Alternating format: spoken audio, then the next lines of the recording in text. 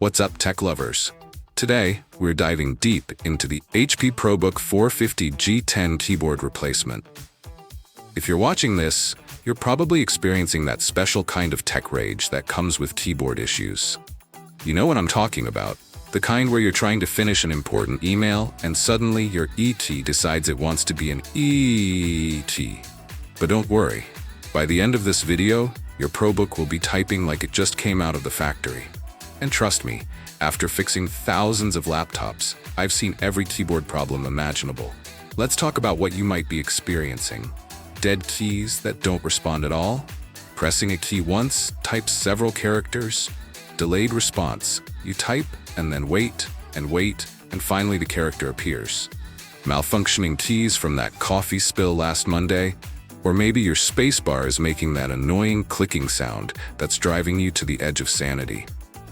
Quick disclaimer, while this repair is doable for beginners, it's considered an advanced repair by HP. If you're not comfortable with this level of disassembly, consider taking it to a professional. That said, I'll guide you through every single step. Troubleshooting common keyboard problems. Before replacing the keyboard, let's go through some troubleshooting steps to rule out software or minor hardware issues. Hardware Diagnostic Test. One of the first things you should do is run an HP PC Hardware Diagnostic Test to check for hardware-related problems. In Windows, search for HP PC Hardware Diagnostics. Right-click and select Run as Administrator. If you don't see it, don't panic. I've put a direct download link in the description.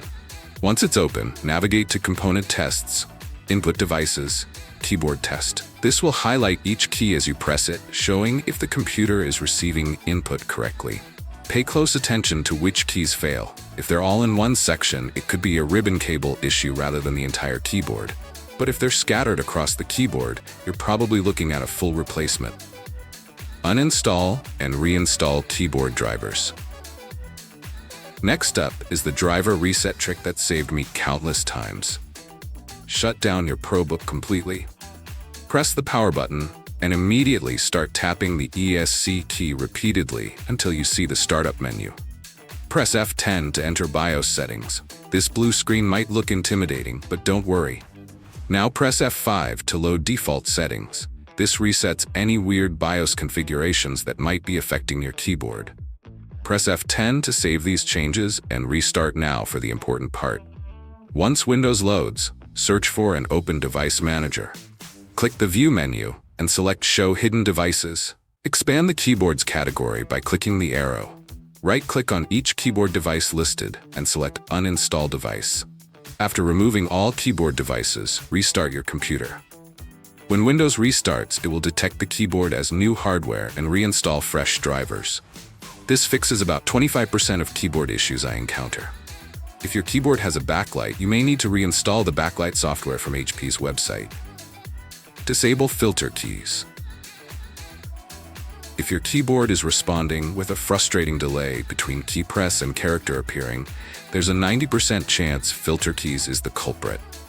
This accessibility feature helps people with hand tremors, but when accidentally enabled, it makes typing painfully slow. To disable it, in Windows 11, search for Accessibility and select Keyboard Settings. In Windows 10, search for Keyboard and select Ease of Access Keyboard Settings. Find and disable the Use Filter Keys option. Also uncheck Allow the shortcut key to start filter keys. This prevents accidentally enabling it again by holding the Shift key. Key repeat problem. If one key press gives you multiple characters, your key repeat settings might be too sensitive. Search for Keyboard in Windows. Open Keyboard Properties in Control Panel. Look at these two sliders, Repeat Delay and Repeat Rate. Drag the Repeat Delay slider toward Long. This makes Windows wait longer before repeating characters. You can also lower the repeat rate to make repeated characters appear more slowly. Test before clicking Apply and OK. This setting is especially useful if your hands naturally rest on keys for a bit too long. Liquid Damage Assessment. If you've had a spill, time is critical. Here's what to do. Power off immediately and disconnect the battery if possible. Turn the laptop upside down in an inverted V shape to drain liquid. Do not use a hairdryer. It can push liquid deeper into components. Let it dry for at least 48 hours in a warm, dry place. Check for sticky residue or corrosion before powering on again. If it was anything sugary or dairy-based, chances of saving the keyboard drop dramatically. The sugar crystallizes between contacts, and dairy products leave conductive residue that can cause short circuits. See this discoloration? That's where liquid has already started oxidizing the metal contacts. In cases like this, replacement is almost always necessary. If none of these tricks worked, it's time to replace the keyboard. Tool selection. You'll need these tools: screwdriver set, magnetic tip, highly recommended, plastic pry tool, small containers for screws. Good lighting. Seriously, don't underestimate this. Most importantly, you need the correct replacement keyboard. Double-check compatibility before ordering. Consider these options when ordering: backlit versus non-backlit, US versus international layout, color, safety precautions. Before we start, some critical safety steps. Power down your laptop completely, not sleep or hibernate.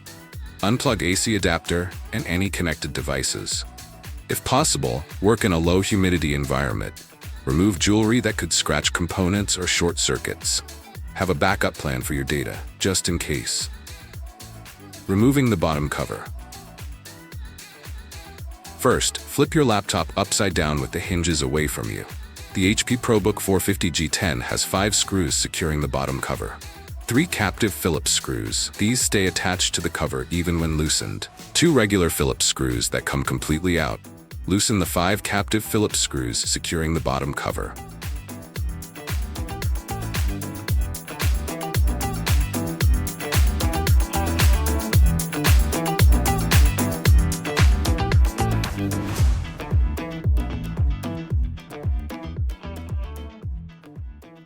Starting near the hinges, use a non-marking, non-conductive tool to carefully pry the edges of the cover loose before lifting it off. Battery disconnection. Before touching anything else, disconnect the battery cable from the system board. This prevents any electrical mishaps. Now remove the 6 screws securing the battery, then carefully lift it away from the computer.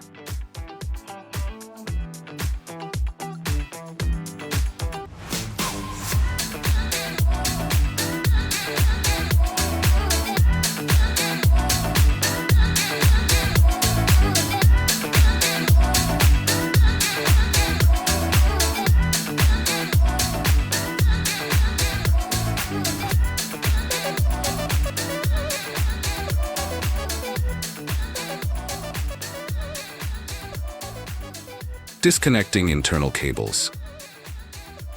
There are 3 main types of connectors you'll encounter. Zero insertion force connectors. These have a small flip-up latch. Pressure fit connectors. These pull straight up. Slide lock connectors. These have a small sliding lock mechanism. For ZIF connectors, use tweezers or your fingernail to flip up the small black or brown latch. The cable should then slide out easily with no force. Never pull the cable without releasing the latch. You'll damage both the connector and cable. For pressure fit connectors, grasp the connector itself, never just the cable. Pull straight up with even pressure. Rock very slightly if necessary, but never twist. For slide lock connectors, locate the small locking piece, slide it away from the connector body about 1 mm. The cable should then release easily.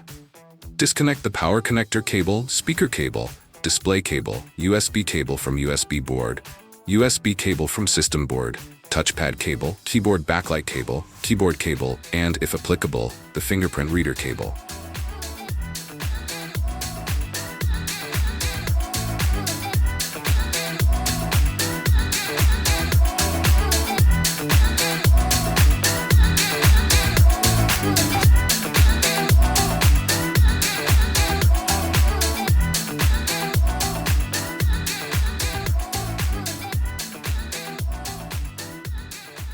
Important: always handle ribbon cables by their rigid ends or sides. Never touch the actual ribbon conductor area. The oils from your fingers can cause connection problems later. With all cables disconnected, we've now removed all the electrical connections between components. This allows us to safely remove individual parts without risking damage to others. Input-output board removal. Remove the 3 Phillips screws securing the board to the chassis.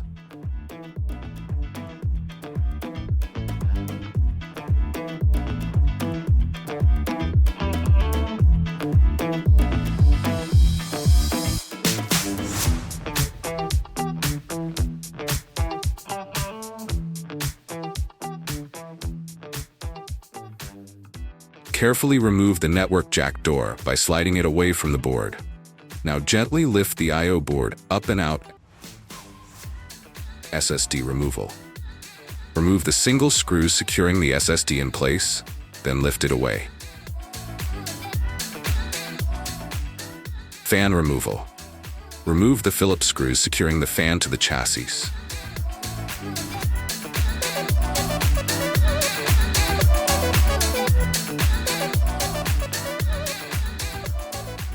Carefully lift the fan straight up and out.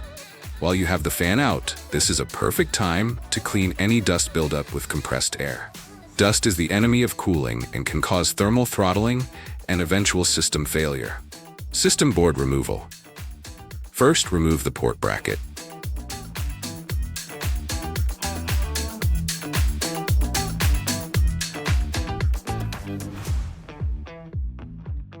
Now remove the Phillips screws securing the system board to the chassis.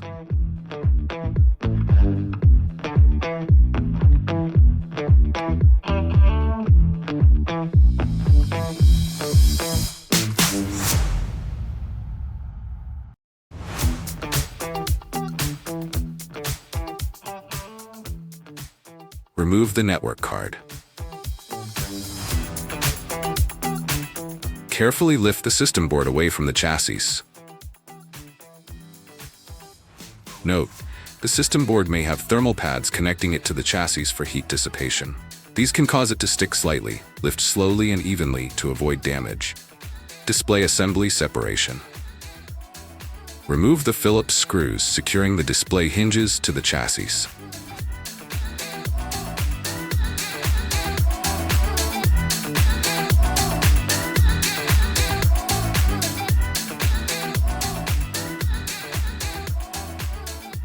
Rotate the display to open the hinges. Carefully separate the display assembly from the top cover. Touchpad removal. Remove the screws that secure the touchpad to the chassis.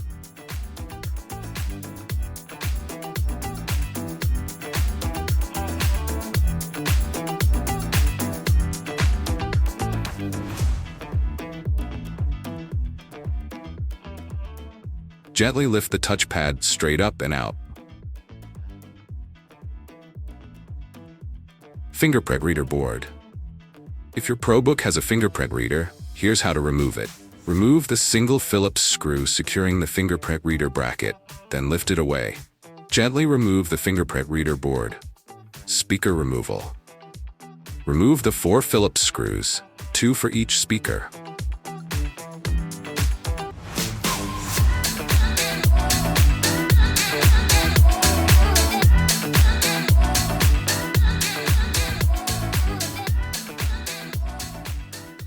Lift each speaker straight up to remove it.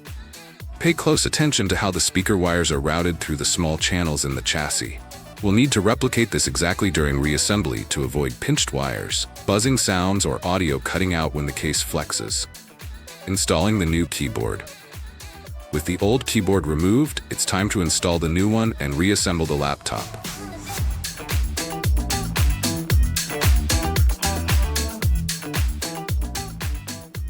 Speaker installation. Position each speaker in its respective position.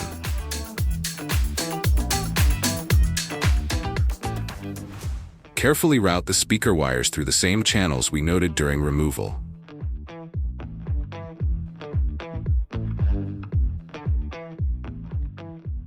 Replace the 4 Phillips screws, 2 per speaker.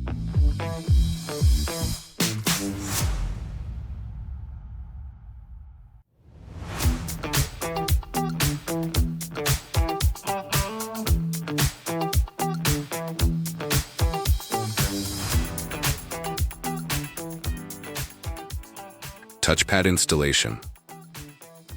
Align the touchpad with its cavity, making sure the alignment pins match up. Gently lower it into position. Replace all the Phillips screws.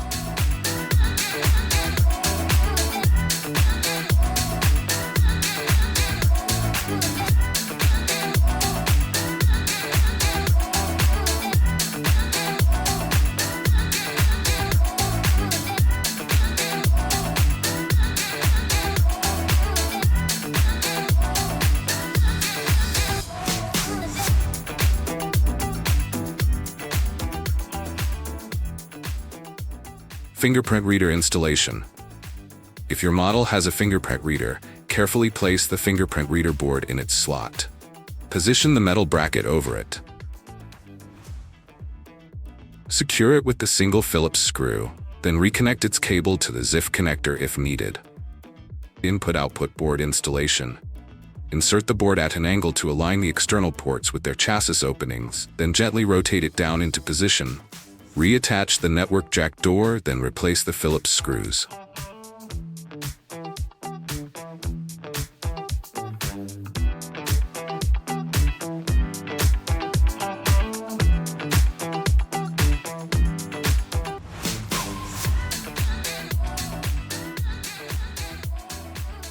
System board installation. Carefully lower the system board into position at tan angle. Start by aligning the ports with their openings in the chassis. Gently press down to seat the board. Replace the Phillips screws, securing the system board to the chassis. Don't over-tighten, just snug is perfect. Reconnecting all cables. Reconnect all previously disconnected cables, including the power, speaker, display, USB, touchpad, keyboard backlight, and fingerprint reader cables.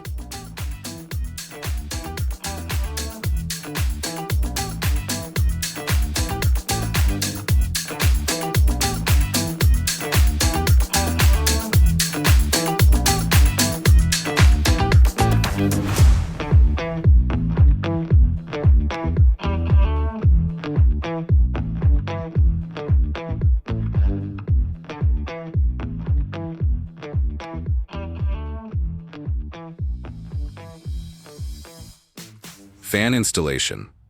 Position the fan in its slot, aligning the screw holes. Replace the 3 Phillips screws.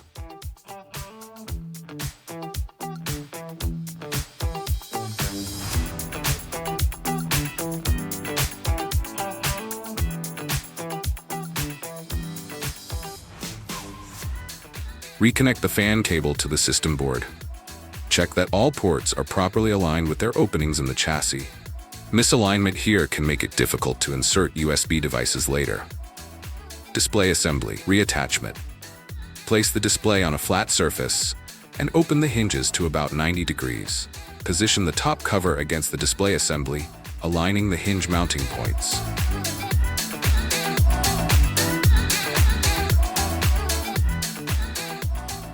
Close the hinges, then replace the Phillips screws.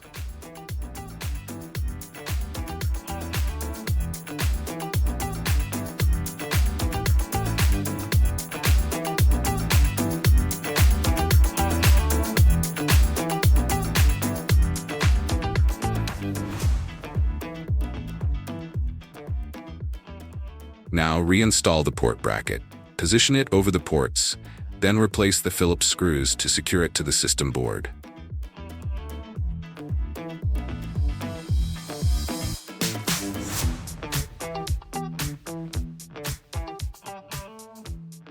Installing the network card, SSD, and reconnecting the LCD cable. Place the network card back to its slot, then replace the single screw to secure it.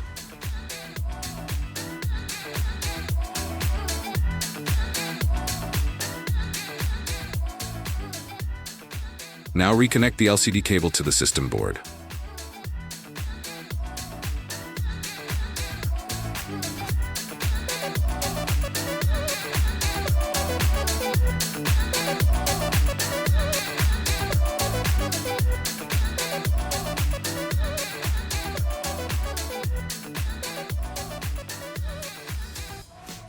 Install the solid-state drive.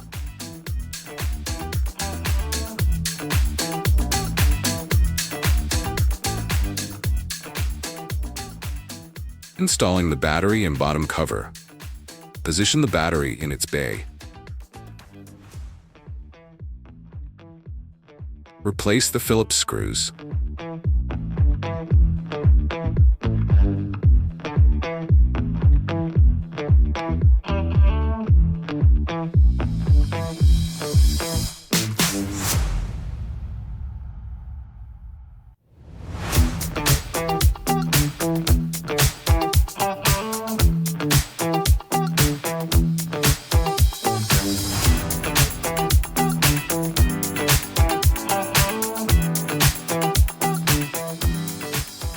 Reconnect the battery cable to the system board.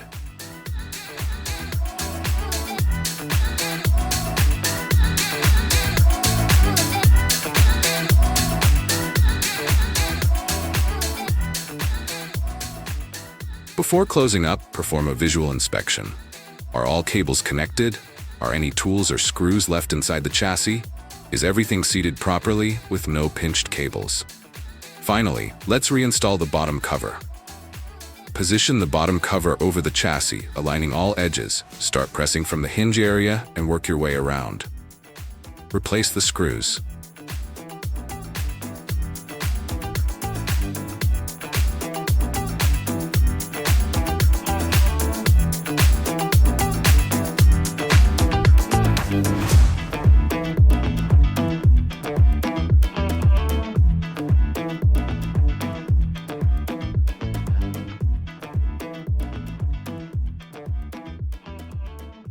Once the laptop is fully reassembled, power it on and test the keyboard to ensure all keys function correctly. Run a final HP Hardware Diagnostic to confirm a successful installation. And there you have it. We've successfully performed a complete keyboard replacement on the HP ProBook 450 G10. If you found this guide helpful, be sure to like, share, and subscribe to our channel for more laptop repair tutorials.